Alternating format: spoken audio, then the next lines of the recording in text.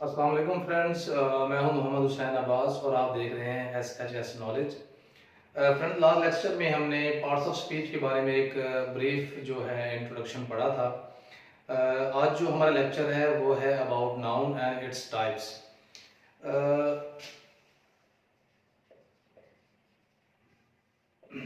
Noun के बारे में हमने इसकी डेफिनेशन में ये कहा था कि noun is a naming word. Noun एक ऐसा पार्ट ऑफ स्पीच है, एक ऐसा वर्ड है जो चीज़ों को नाम देता है। And it has come from the Latin word that is नोमेन, that they refer as name.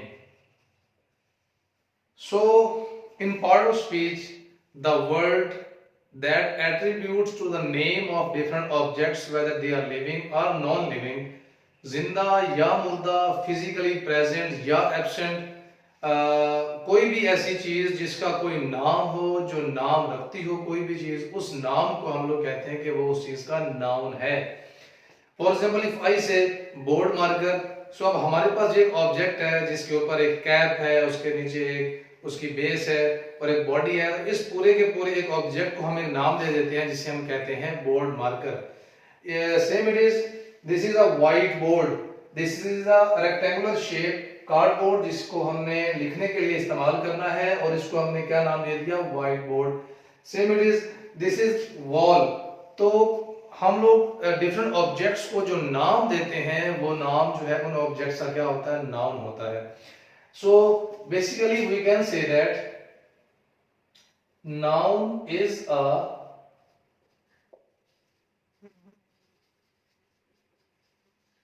Naming word. Noun एक ऐसा वर्ड है जो नाम देता है। Noun is a naming word, नाम देने वाला लफ्ज है, वर्ड है। हम इसको इस तरह से भी लिख सकते हैं, noun is a part of speech that acts या फंक्शंस, जो काम करता है, that acts or functions as names. Names कह लें या नेम कह लें कि नाउन एक ऐसा पार्ट ऑफ स्पीच है जो किस चीज का काम करता है, नाम का, किस चीज के नाम का, as noun of the following. हम एक शॉर्ट डेफिनेशन भी नाउन की पढ़ते हैं जिसमें हम लोग ये कहते हैं कि noun is the name of a person, place और थिंग। बिल्कुल वही चीजें हैं, थोड़ा सा हम इसको जो है थोड़ा सा एक्सप्लेन करके पढ़ लेते हैं ताकि हम लोग जो मुख्तलिफ नाउन कैटेगरीज के अंदर या मुख्तलिफ चीजें हैं जिनके नाम हम लोग नाउन के अंदर जो है वो डिस्कस करते हैं, वो चीजें आखिर हैं क्या। तो फॉर एग्जाम्पल, सबसे पहले living and non-living objects are creatures. Living and non-living objects are creatures. We have a lot of living objects around us. We have a lot of non-living objects around us. For example, we can say flies flying around us, and we also say different birds are flying around us. So there are many living objects that we can see around us. उसमें हम लोग खुद भी आ जाते हैं, जो जिंदा जानदार हैं, जिंदा इंसान हैं, जिंदा जितने भी मखलूकात हैं अल्लाह पाक की, उनके जो नाम हैं वो सब के सब नाउन हैं। और उसके बाद आ जाता है नॉन लिविंग ऑब्जेक्ट्स। जितने भी चीजें, जितने भी ऑब्जेक्ट्स, जितने भी मटेरियल जो कि नॉन लिविंग हैं, जिनके अंदर कोई जान नहीं होती है, वो बेजान चीजें होती हैं। जैसे हमारे रूम के अंदर पड़ी हुई बहुत सी ऐसी चीजें, बहुत सी ऐसी अशिया जिनको हम उठा के इधर से उधर रख रहे होते हैं, उन सब को नॉन लिविंग ऑब्जेक्ट्स कहते हैं। उनके अंदर कटलरी आ जाती है, उसमें डिफरेंट ये वॉल्स हैं, फैंस हैं, बल्ब्स हैं, डोर है, फ्लोर है, बकेट्स हैं। इसमें बहुत सी डिफरेंट जो आइटम्स नॉन लिविंग ऑब्जेक्ट्स हैं वो आ जाते हैं। तो उनको हम लोग कहते हैं living and non living objects. For example, if I से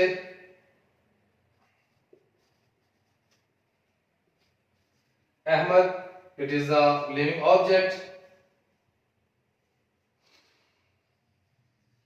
सिटी, सिटी हम लोग शहर को कहते हैं, एक जगह जहाँ पर बहुत सी आबादी होती है, मार्केट्स होते हैं, ठीक है, उसको हम लोग सिटी कहते हैं। तो ये एक शहर जिसे हम लोग उर्दू में कहते हैं, तो ये एक जगह का नाम हो सकता है। अहमद है, सिटी है।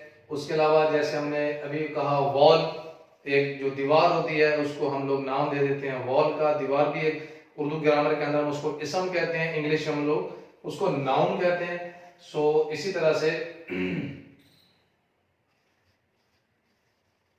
बोर्ड है, कोई भी तख्ता या बोर्ड जिसे हम लोग बोर्ड कह देते हैं। इसी तरह से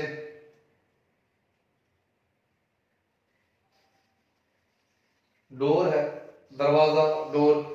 सो these are all the living and non living creatures. इसमें वो तमाम साइंटिफिक क्रिएचर्स भी आ जाएंगी, माइक्रो ऑर्गेनिजम्स भी आ जाएंगे जो अंडर ऑब्जर्वेशन रखे जाते हैं। डिफरेंट एनिमल्स आ जाएंगे, फ्रॉग है, टाइगर है, लायन है और other animals.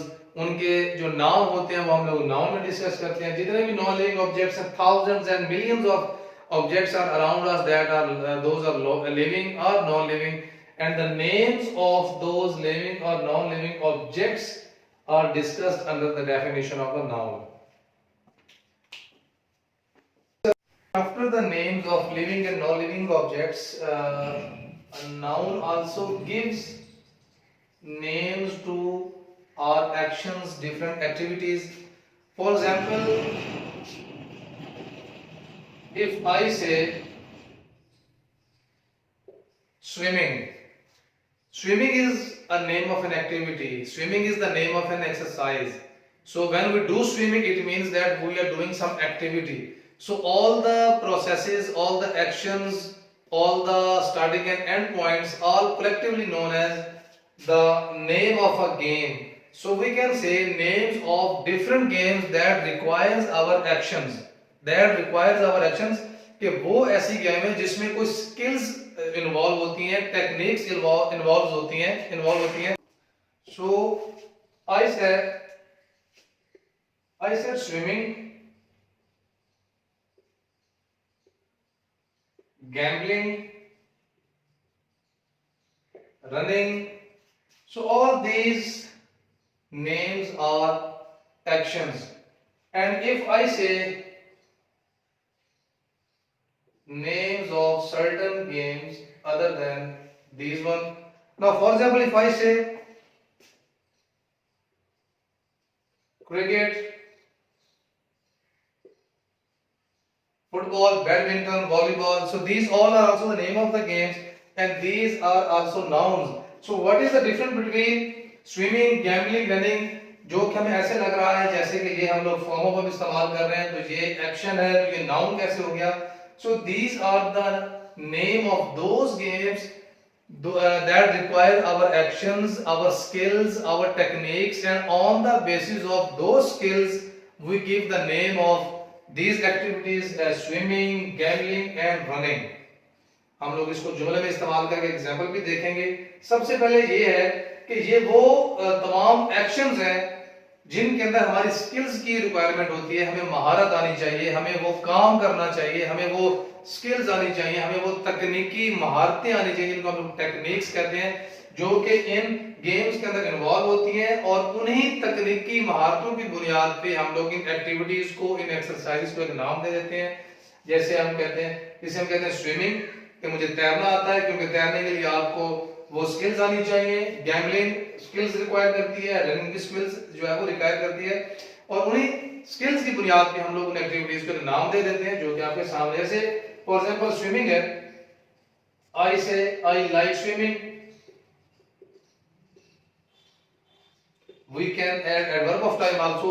I like swimming daily, I like swimming off and on, I like swimming twice in a day, twice in a week. So इस तरह से I like what noun अगर आपने ढूंढना हो तो आप इन दो वर्ड्स के ऊपर जो है वो गौर करें और ये पूछें सब्जेक्ट से। I like मुझे पसंद है, what पसंद है, स्विमिंग। सो स्विमिंग जहां पे एज अ नाउन एक्ट कर रहा है, and noun of what, noun of our action. सो आपका एक्शन जब आपका नाउन बनता है तो वो नाउन में जो है वो स्टडी होगा। फॉर एग्जांपल हल चलाना, किसान हल चलाता है, इसका मतलब यह है कि वो हल चलाने की एक प्रॉपर जो है वो स्किल्स होती हैं, एक प्रॉपर एक्टिविटी होती है, और उस पूरे के पूरे जो उस एक्टिविटी सरगर्मी का जो नाम होता है हल चलाने को, हम लोग कहते हैं प्लोइंग, PLOUGHING, प्लोइंग, हल चलाना। तो वो उस पूरी की पूरी सरगर्मी का एक नाम है। लेकिन अगर हम उसको नाम से हटके जस्ट एक्टिविटी के तौर पे देखेंगे, एक एक्शन के तौर पे देखेंगे कि एक बंदा हल चला रहा है, तो उसको फिर हम एक्शन के तौर पे लेंगे, नाम नहीं, नाम के तौर पे नहीं लेंगे। जब हम उसको नाम के तौर पे लेंगे तो फिर हम ये बताते हैं कि वो एक्शन जो है वो आपके अंदर कितना पाया जाता है, आप उसको पसंद करते हैं, नापसंद करते हैं, या वो एक्शन जो है वो किस चीज का नाम है। So name of actions become also nouns.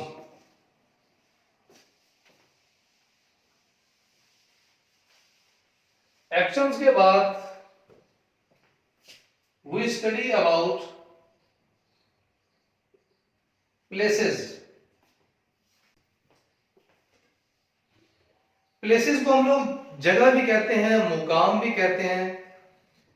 कोई इंस्टीट्यूशन हो सकता है, कोई विजिटिंग प्लेस हो सकती है, हिस्टोरिकल प्लेस हो सकती है, हमारा जो घर है वो भी एक प्लेस है, किसी जानवरों को पालने की जगह वो भी एक मुकाम होती है, कोई करियाना स्टोर जो है वो भी एक प्लेस हो सकती है। तो प्लेस का मतलब कोई मुकाम है, कोई इदारा है, कोई जगह जहां पर जो है वो विजिट किया जाता है, जहां पर उसको कोई ना कोई नाम दिया जाता है, चाहे वो म्यूजियम हो, चाहे वो पुलिस स्टेशन हो, चाहे वो रेलवे स्टेशन हो, चाहे वो कोई स्कूल हो, कॉलेज हो, यूनिवर्सिटी हो, हाउस हो, शॉप हो, फैक्ट्री एरिया हो, कंपनी एरिया हो।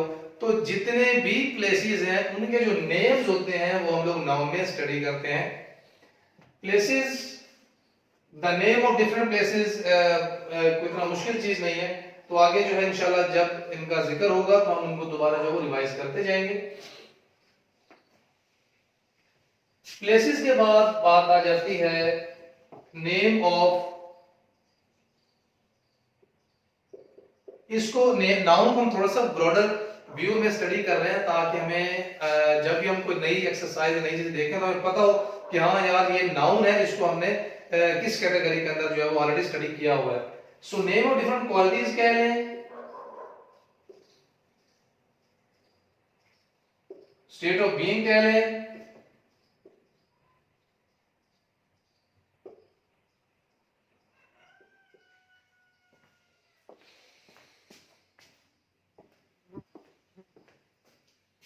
या स्टेट ऑफ एग्जिस्टेंस कह लें।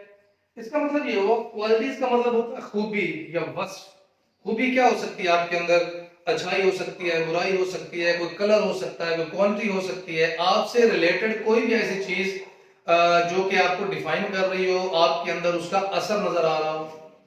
स्टेट ऑफ बीइंग आपके होने की हालत, आपकी सिचुएशन, आपकी कंडीशन। और same meaning converse that state of existence, कि आप जिस हालत में मौजूद हैं, जिस कंडीशन में मौजूद हैं, उस कंडीशन का जो नाम होता है वो भी हम लोग नाउन में जब वो डिस्कस करते हैं। फॉर एग्जांपल, हम जब कहते हैं कि यार आप बहुत ज्यादा गुस्से में हो, आप गुस्से में क्यों हो? क्योंकि जो आपकी फीलिंग है उसके अंदर एक क्वालिटी मौजूद है, आपकी स्टेट ऑफ बीइंग मौजूद है, जिसे हम लोग कह देते हैं एंगर।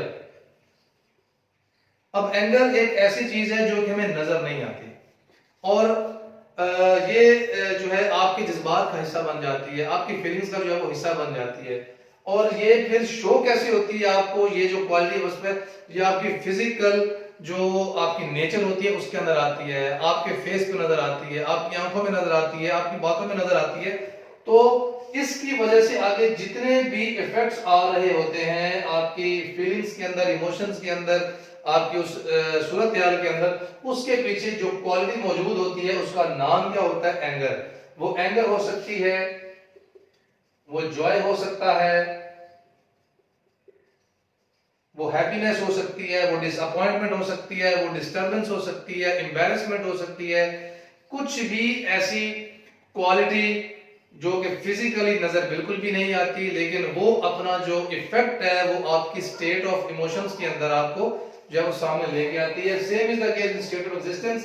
सो इन दोनों वर्ड्स को हम लोग एक ही मीनिंग में लेके आते हैं कि आपके मौजूद होने की जो कैफियत है, जो हालत है, उसका जो नाम होता है उसको हम लोग जो है वो नाउन के अंदर जो है वो स्टडी करते हैं। Now comes the name of our ideas. Idea मतलब ख्याल भी हो सकता है, प्लान भी हो सकता है कि मैंने एक मंसूबा बनाया है, मैंने एक ख्याल सोचा है। अब मुझे आप एक बात बताइए कि जो हम लोग प्लान करते हैं, प्रॉमिस करते हैं, डिसीजन करते हैं, कंक्लूजन्स निकालते हैं,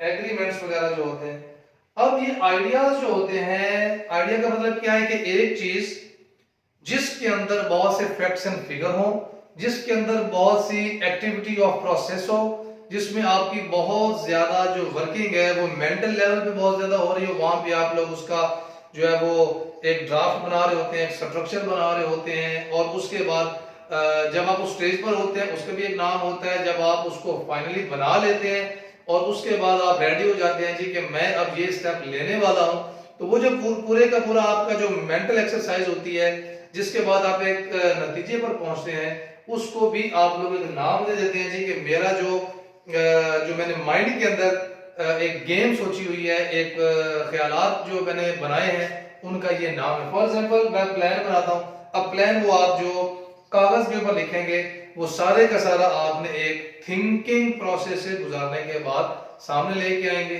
उसके बाद प्रॉमिस है, आप एग्रीमेंट करते हैं, कॉन्ट्रैक्ट करते हैं, वर्ड ऑफ माउथ देते हैं, वादा, तो वो भी आपके एक तरह का एक सोच विचार के बाद सामने आता है, तो वो भी it is part of an idea.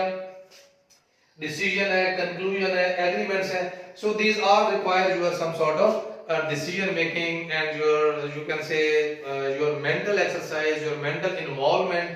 After that you give the name of these things as your ideas, and the name of the ideas are known as nouns. Alright, these are the different categories where noun exists in different forms. Right, now comes the types of noun.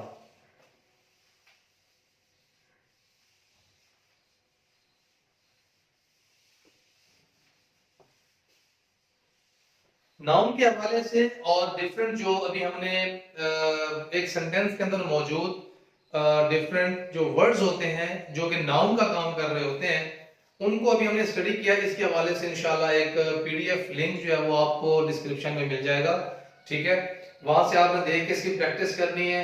Things are not difficult until we do instead of talking। अगर हम बात करने की बजाय, इधर उधर की बातें करने की बजाय, या सिर्फ देखकर अंडरस्टैंड करने की बजाय हम लोग चीजों को अगर कलम के जरिए अपने पेज किसी के ऊपर उतार लेते हैं, प्रैक्टिस कर लेते हैं, it does much more than just talking और थिंकिंग अबाउट डूइंग समथिंग। तो जो नाउन है और नाउन के जो डिफरेंट वर्ड्स हैं जो कि एक सेंटेंस के अंदर नाउन का काम कर रहे होते हैं, जो कि जिनके नेम्स नाउन के अंदर स्टडी होते हैं, वो भी हमने पढ़े हैं। इससे रेलेवेंट जो एक्सरसाइज वो आपको पीडीएफ फाइल में मिल जाएगी। जो नेक्स्ट अभी हमारा लेक्चर आने वाला है वो आ रहा है टाइप्स ऑफ नाउन के ऊपर।